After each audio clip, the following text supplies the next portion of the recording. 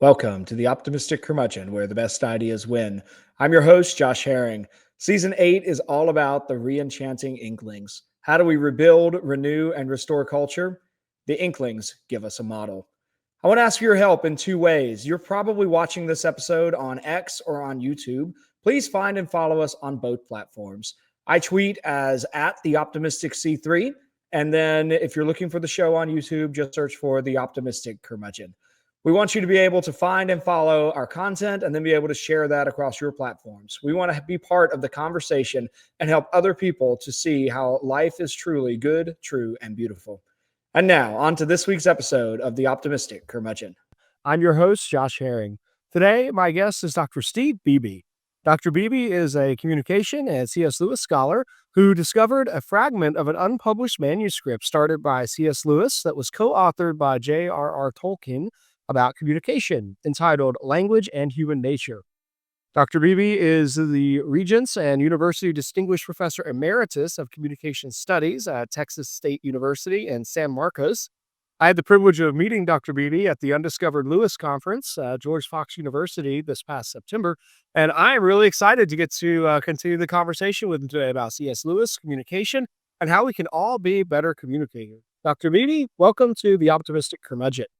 I'm delighted to have this visit, Josh. I look forward to the conversation. Wonderful.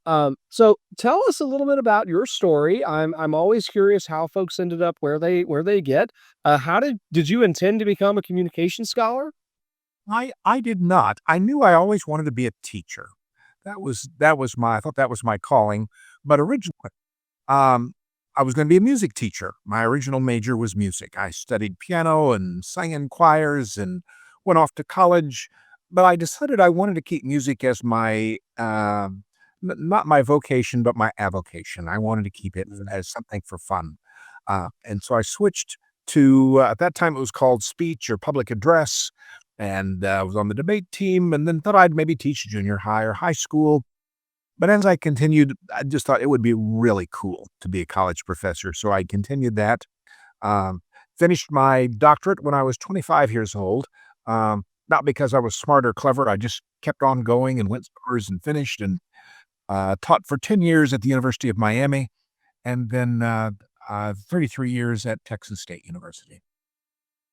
Yeah, that is amazing. I think in your list of titles, I neglected to list that you were president of the National Communication Association for a time. Is that right?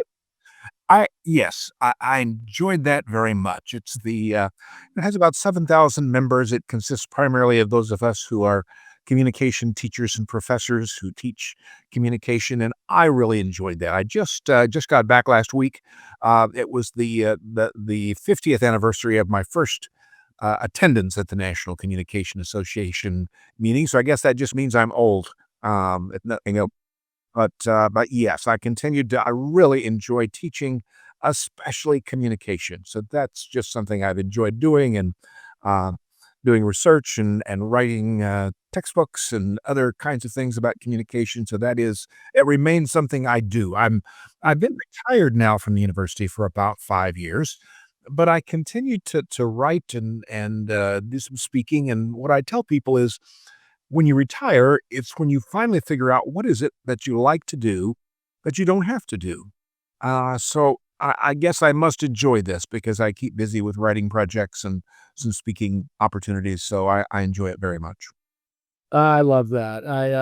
I thoroughly enjoy telling people that a registrar once changed my life when I was signed up for a forensics class at Hillsdale College, and that got me into the exciting world of competitive speech and debate. And I learned about Pi Kappa Delta, and we alternated between competing at Pi Cap and I think it was the NCAA tournament or a different parallel organization, might have been the American Communication Association, but we alternated between those each year. And I never did any formal communication study as far as coursework goes, but I have every day I benefit, I think, from being around a lot of people who have thought very carefully about how to best communicate in spoken presentation as far as oratory, but also in terms of argumentation on the debate side. And for all of I don't know, I don't want to go down too deep a rabbit hole, but I'm sure the National Communication Association has changed a lot over 50 years. But I'm glad to hear that there are still some great people involved with that organization that are doing really good work. It remains important to me, and debate not only helped me with my communication and listening skills, but it was we were assigned as debate partners, Susan Beebe and I, and we just celebrated our 50th wedding anniversary this year. So not only has it helped develop my career, it's developed my personal and family life as well, which I'm very grateful for. Oh, that's amazing. Well, before we get into it, I do want to ask, do you happen to have anything that is dinging on your end? Because I'm hearing a chime come through on mine, and I think I have closed everything, but I'm not sure.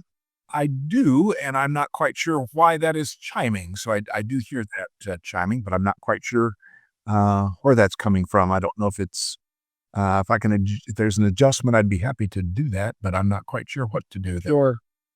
Not a not a huge worry. I just have found that sound. There's something about sound. If anything happens, it's much easier just to prevent anything weird from happening than it is to try and Well, rescue it. perhaps an angel is getting its wings. Uh, so of course, see if that's the culprit. But I'm sorry if it's on my end, but No, no worries. I hear it there. Oh, yeah. I'm not Yep. sure. That's all right. I'd love to hear the story about how you found language and human nature. I know you talked a little bit about this at the Lewis conference. I'm afraid I'm a little late to the game. I had not heard that story, so if you could share that, I'd love to know more about that. I know Lewis was fascinated by language, and he has all kinds of interesting passages about language, about mythology, and he was such good friends with Owen Barfield, who, of course, thoroughly believed that all of human history was really conveyed through linguistics. And Tolkien's poem Mythopoeia had so much to say about language and the way ideas move from mind to mind. So what's going on with language and human nature, and how did you find this previously unknown manuscript from Lewis and Tolkien? Part of it is about my own story of discovering C.S. Lewis. I did not read the Narnia Chronicles as a child. I knew who C.S. Lewis was, but it wasn't until I made a trip to Oxford in about 35 years ago that I just fell in love with Oxford. And I said, I have to come back here. But at that point, I'd not read any of Lewis. Uh, I had a development leave, a sabbatical. Sue and I took our boys out of school and we spent a term in Oxford and just loved it. But while I was there, I thought, I think C.S. Lewis, I've heard of him, did some study here or lived here or something. And so I read a new biography about Lewis, but it was really Lewis himself. I just thought he was so interesting. And so I thought, well, maybe I'll read some Lewis. So I started reading Lewis. And what I found is that he had a lot to say about language and words and communication. And no one had ever really pointed that out to me. I knew about The Lion, the Witch, and the Wardrobe and those kinds of things. But even when I went to Oxford, I had not read The Lion, the Witch, and the Wardrobe. In fact, my family and I are in one of the scenes of the movie Shadowlands. It was filmed when we were there in 1993. And when we saw the movie for the first time, there are certainly allusions to the wardrobe and scenes that took place. I had not read The Lion, the Witch, and the Wardrobe, and the first time I saw that movie, I missed that application because I hadn't read Lewis. But as I continued to read Lewis and see these applications to communication, I said, "Well, I think this might be an interesting project. Maybe I can learn something about communication from Lewis." So it was in 2002, I had another development leave, sabbatical. So I thought, I think I'll do a project on Lewis. And I was going to look at his manuscripts to learn about his editing skills, to see what could I learn about the rhetorical canon of invention by looking at what Lewis left out. And I started reading his manuscripts, and then I was disappointed to find that he didn't edit much, at least the manuscripts that the Bodleian had. Those were fair copies, and so I wanted another project. So I just started randomly checking out manuscripts, and I ran across this manuscript one day. It was a little orange notebook, and C.S. Lewis, in capital letters, had written on the outside of it, "Scraps." If you turned the notebook upside down and read it back to front, there was an essay that it wasn't titled. It just said the opening sentence was something like, "In a book like this, we should start with the origins of language and continue." And it was a book about language and meaning and words. And I thought, well, this is interesting. This is what I do for a living. So I thought, surely this has been published. And I looked for it. And I was disappointed that it wasn't published, because that meant I'd have to read his villainous handwriting. That's what he called his handwriting. And at that time, you couldn't make copies of anything in the Bodleian Library. Certainly couldn't check anything out, but couldn't even make copies. Um, so it took 3 years for me to go back and forth to the library on vacations and holidays to transcribe it. Finally, I became friends with Walter Hooper, who was Lewis's secretary for a short time before Lewis died. And Walter said, "Well, why don't you just make a copy of it, Steve?" So since he was the depositor of that document, I had his permission to do so. Um, so I transcribed it, but it took me, Josh, it was 7 years before I finally figured out what it was. I didn't think it to be something that didn't exist. The scholars said there was this manuscript they were going to write this book. In fact, in both of their correspondence, Tolkien talks about the manuscript, and so does Lewis. But one day our washing machine had broken. I grabbed a random book off the shelf and was reading Diana Gleyer's book about called The Company They Keep, about Lewis and Tolkien and the Inklings. And it was about this book that they were going to write. And that's when it just hit me and I remember standing up in the laundry and saying, "I know what it is," and with stares and odd looks, and especially from my wife. Uh, and sure enough, I went back home immediately, and I saw things in the manuscript I'd missed. Lewis talked about your authors, plural. And as I read it, it clearly was the beginning of a book about language and language and human nature. So that really re-emphasized my journey with Lewis and communication. And I taught a class in Lewis and communication called C.S. Lewis, Chronicles of a Master Communicator. And that manuscript, even before I knew what it was an important part of the reading for the class. But once I knew what it was, it really ramped up my study of Lewis and communication. There are so many interesting pieces there. Walter Hooper comes up in Lewis scholarship. It seems like so far I have not talked to that many people about Lewis and their research journey on Lewis, but Walter Hooper comes up a lot. He seems to be very deeply connected. While he was alive, he was very deeply connected to everybody who was trying to learn more about Lewis. I think it's one of the things I find really interesting about that time period is that if I understand, I mean, Lewis passes away in 1963. He's really just before the popularity of postmoderns and deconstruction in language really kind of takes off. I mean, Lewis predates Foucault and predates Derrida and sort of that post-structuralist discourse. Um, and I have certain assumptions about what I assume he would think about language, but tell us a little bit about what he actually does in that book. I mean, did they get far enough into it that you can see where the project was going, or is it really just kind of the bare bones beginning?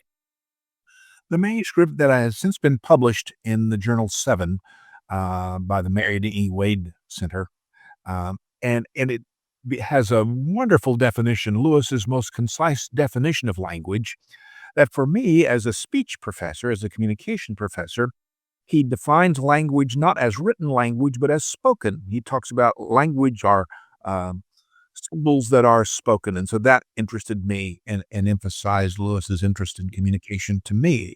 Uh, he talks about the nature of meaning, and he gives some different approaches and definitions of meaning. This was really the opening chapter that is not even complete. We don't believe that Tolkien ever started the project. Through my friendship with Walter, I became friends with Priscilla Tolkien, and she was Tolkien's daughter, and she does not recall her father ever working on the project or really talking about the project. Tolkien did mention it in one of his letters to his son Christopher. He says he's beginning to work on a book, and it was dated in a 1944 letter that he was going to work on this book, but he never did. He was right smack dab in the middle of Lord of the Rings and marching his way through that saga. Um, and in a letter in 1950, Lewis said, "My book with Professor Tolkien, any book in collaboration with that great but dilatory and unmethodical man is dated to fear on the Greek calends," which Walter said means never. Um, so uh, So we've got a beginning, the history, nature of language. I I can't help but think that what Lewis thought about language is still there. We have it in his books. It just is not in one single book. Of course, we knew that as a philologist, Tolkien was very interested in language and its history and its role in culture. But so I lament the loss of what they said about language. And but yet looking at Lewis, and that became my project, is what could we find out? What did Lewis think about communication? And so what I argue, as I have spent several years just reading Lewis, is that Lewis, in addition to being a professor of medieval and Renaissance literature, should also be considered a professor of communication based on his knowledge and what he wrote about communication. Well, I think it's so it he strikes me as so bizarre in so many ways. But one bizarre thing, I mean that in a very positive sense, is that he has a strength where in 2 areas where not everyone even has a strength in one. I mean, there not everyone is gifted at communication at all, but typically I find that most people have, if they have a particular gifting for communication, it might be in an oral format, they might be great speakers, or they're gifted in written communication. It's pretty rare, especially to find an academic, I think, who combines both of those skill sets. Usually, the most gifted lecturers are not terribly prolific or truly excellent writers, and then vice versa. Your best writers tend to struggle with holding people's attention verbally. Lewis seemed to combine both of those skill sets. Any thoughts on how he was able to bring together both oral communication and written communication in such strong ways? He loved language. He talked about loving the sound of words, and one of the things that I talk about, and one of the principles of Lewis's communication, is that he was holistic in the way he would combine different aspects of language and communication. And one of those ways he was holistic is he wrote for the eye and the ear. Even when he was writing, he said you should always write for the eye as well as the ear. He said he told one schoolgirl, if it doesn't sound nice, try again. He also wrote about how he was interested in the various sounds of words, the word screw tape and other words that he used. So he was certainly I argue in my book C.S. Lewis and the Craft of Communication that Lewis was a visual learner in the sense that he often talked about how things began with pictures. He was a visual learner in that he had a photographic memory. He could recall things he read years ago and played the parlor game, as some people testify, of asking someone to grab a random book off his shelf, pick a random page number, and ask the person to start reading it, and Lewis would finish the quote. Visually, he was very astute, but I think auditorially he was as well. Tolkien talks about in one of his letters how Lewis was able to recall and remember conversations from their Inklings group. So it was not only in reading, but also in what he heard. So he's just had that ability to focus on language and words and interested in that. Um, he talked about that. He talks about the benefit of William T. Kirkpatrick, the great knock that helped him with language and rhetoric and dialectic and debate. Lewis loved a good debate. Like that integration of speaking and writing were important to him. He just loved words, but not only did he use it, what I suggest is that he gave us ideas about how to be an effective communicator. Um, in the course I teach on Lewis, the first day of class, after I go over the syllabus and the readings and so forth, the last page of the syllabus includes the final exam for the course. So the first day of the class, they get the final exam, and it consists of 2 questions. It's a take-home exam, and I want them to be looking for the answer to these 2 questions throughout the semester. Question 1 is, what did C.S. Lewis say about communication? I want my students to do the same thing I had been doing for about 20 years, and that is, as they read Lewis, where do you catch him saying things about language, words, meaning, and including relationships? Communication is more than rhetoric. It includes how we relate to others. And Lewis had things to say about that as well. And then the second question is, What did C.S. Lewis do that made him an effective communicator? What were his techniques? Why is Lewis so popular? And I suggest it's because he was very skilled in expressing his ideas. And then in his lifetime, he was gifted in speaking, and we know him through his written word. We have very few recordings of his voice, a few, but very few. So we know him primarily from his written word. We have absolutely zero images of him on videotape or film, which is just astonishing to me that we have images of Tolkien and others. I mean, Lewis was in the 60s, certainly there. Why have we no film or video of C.S. Lewis? We don't. But we have some audio uh, versions of what he said and wrote and how he talked, and but we certainly have his great literary output. So yes, he was interested in both speaking and writing. It was the way he talked about and wrote about communication. I was just, I always love talking with people who have read everything in a certain area and just are able to kind of bring that together. I think for Lewis, especially, that matters a lot because, um, because in part for Lewis, as that great Barfield line puts it, he everything Lewis thought isn't everything Lewis wrote. So in your study, you've been able to bring together all of these different pieces from his writing. Could you walk us through some of the patterns of communication? You mentioned he's got a concern for relationship, and you mentioned a couple other pieces. Take us back through those. What specific things did Lewis do that really helped others to follow his ideas? And Josh, that was really my research question. What did Lewis say about that? And so for a time, I didn't want to impose any kind of structure or principles. I just wanted to read Lewis. Anytime he said anything about language, words, meaning, I typed it up and put it in a file. And I also looked at secondary sources. Anytime I saw others, whether it was in biographies or personal accounts of Lewis, the indicator, his speaking style, his style of relating to others. Um, I studied not only public speaking, but also interpersonal communication and group communication. Anytime he or others talked about that, I just made a note of it and put it in a file. And it was after figuring out what that manuscript was that I finally said, okay, what do I have here? And I identified what I call 5 communication principles of C.S. Lewis. These are not principles that Lewis labeled. He would not say, here are my 5 principles. We would probably be quite surprised that some Texas communication professor is peddling these 5 principles as from C.S. Lewis.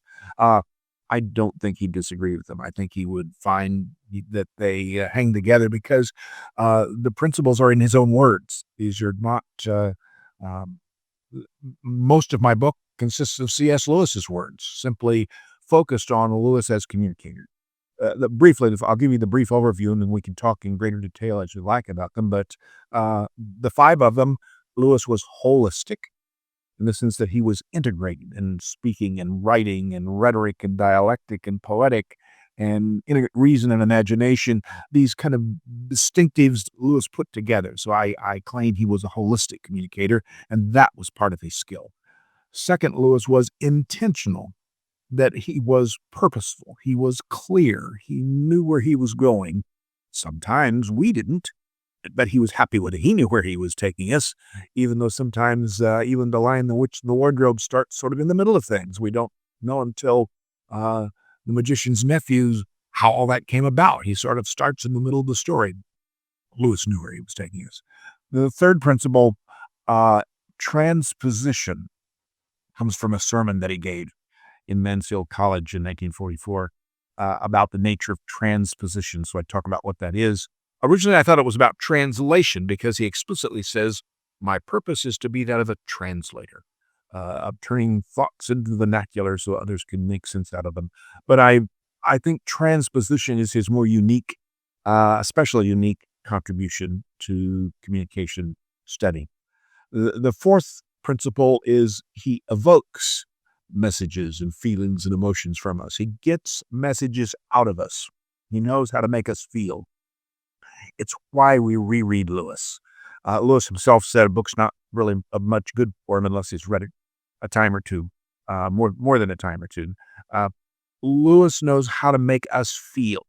He knows how to get messages from us, and that's a great talent that he has. Finally, the last principle that I summarize is about the audience. Lewis knew who he was talking to. Um, Actually, we felt like he was talking with us, not to us. Uh, One reason Mere Christianity, I think, is so popular is because it's a conversation with us. It's not a didactic, sermonic argument, but he, in his first person sort of avuncular style, uh, talks with us. He knows us, and he is able to anticipate uh, concerns and things we might be thinking. So he is holistic, intentional, transpositional, evocative, and audience-centered. And to help me remember those, it forms an acronym, HITEA, H-I-T-E-A, high T. That's how I remember those 5 principles: intentional, transpositional, evocative, and audience-centered. So high T with C.S. Lewis is a focus on his communication principles, not necessarily that he would trumpet and say, these are the principles, but he talked about all of them in some detail. And I think you can see what I also find is that he talks about these throughout his lifetime. It's not just in one place, even though he does have one essay or one sermon about transposition. You can find aspects of him talking about that idea in several places and illustrating it in several places. So that's sort of in a nutshell, what I teach when I talk about Lewis and communication and what he did and what he said. In the last couple of years, my work with Lewis has really kind of focused on uh, First Abolition of Man and then the Ransom trilogy. And in both of those, I can see all of these different pieces. I think the holistic part I think of is really being Lewis never forgets that every human exists both body and soul, and so he's always bringing up bodily images. He doesn't forget that his characters need food. I love the moment in The Lion, the Witch, and the Wardrobe when Susan's like, "Should we go back for sandwiches? We're all going to be hungry." And the kid goes like, "No, no, we're not doing that." But that not only contributes like a motherliness to Susan's character, it's also this very palpable sense of the body does matter. Um, I think perhaps the least clear one of those is transposition. I'd love to ask you to speak a bit more about that in a second.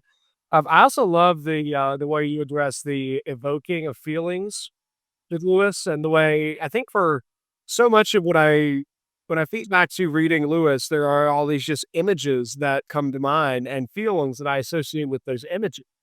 Whether it's Lucy and Don Shredder looking over the edge of the ship and seeing a friend beneath the waves, and this like really sense of, well, that's another friend, but she never talks with, but there's this real sense of friendship.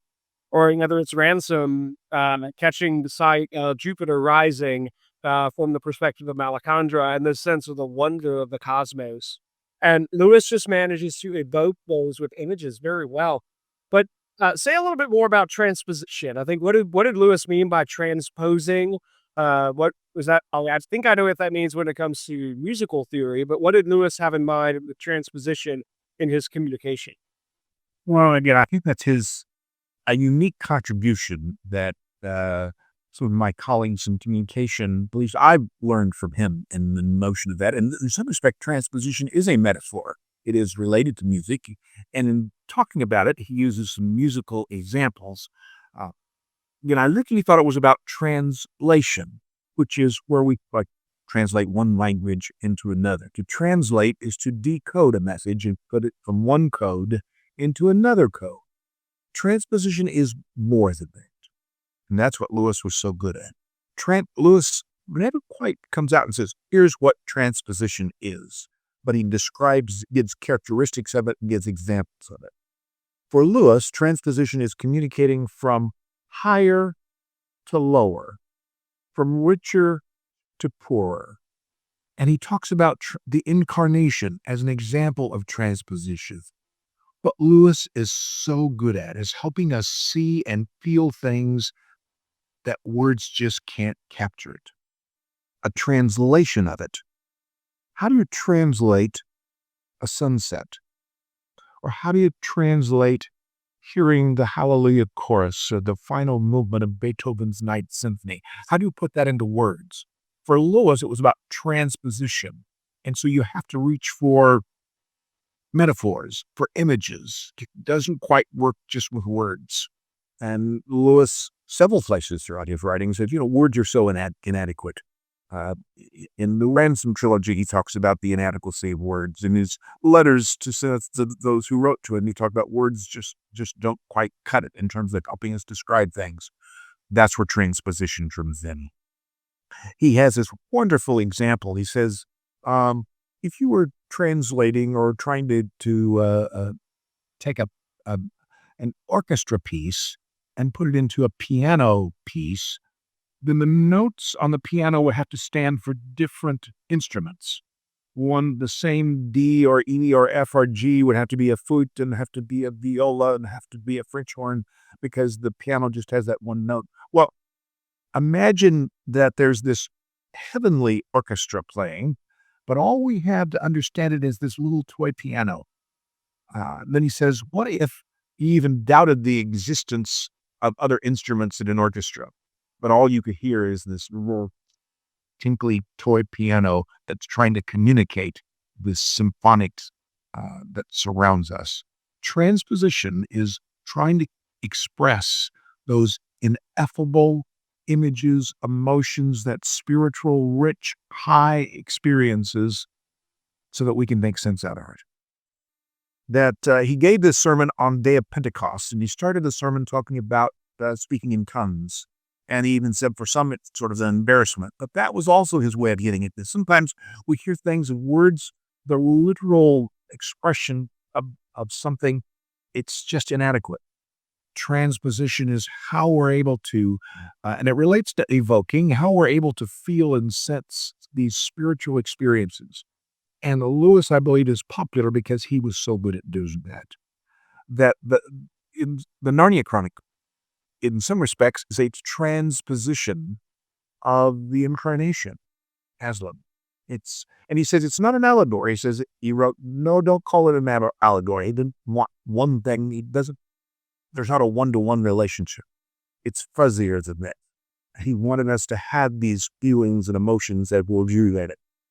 So transposition, I think, is which Lewis has given us contributions, helping us understand the nature of communication, that things of God, things of beauty, things of luminous experiences, he said, they just don't give you. And so we have to rely upon other means. And for Lewis, he said, things began with a picture. He ended up as words, but started at images, sounds, and pictures. So that's what transposition is. It's making my short definition of it is making the ineffable effable. How do we turn those experiences into words that we can turn to someone else? But then that evokes and it unlocks those two words, unlock within us experiences that we'll want more of. We want to reread it again. I bet, Josh, you reread the Ransom trilogy more than once. You don't reread it because you wonder what happened. You already know the plot. But there's something about reading that how it makes you feel and what it does to you and how it gives your glimpse, describes life on other planets and other situations to evoke these feelings. That's transposition that he does so very well. So we read it and reread it, not to get the content, but to get the emotion expressions. You've been listening to another episode of The Optimistic Curmudgeon, where the best ideas win. I'm your host, Josh Herring. I hope you enjoyed this episode. If so, please do find and follow us on X and on YouTube. On X, you can find me as @TheOptimisticC3, and on YouTube, just search for Optimistic Curmudgeon. We want to make sure that you have the ability to find and follow all of our content. And then if you're looking at the show description, you'll see links to any resources that were referenced in the show, as well as the sponsors for this episode. Please do check those out. We are very grateful for a variety of different institutions in helping to make this show possible. Until next time, seek the good, enjoy the true, and live the beautiful.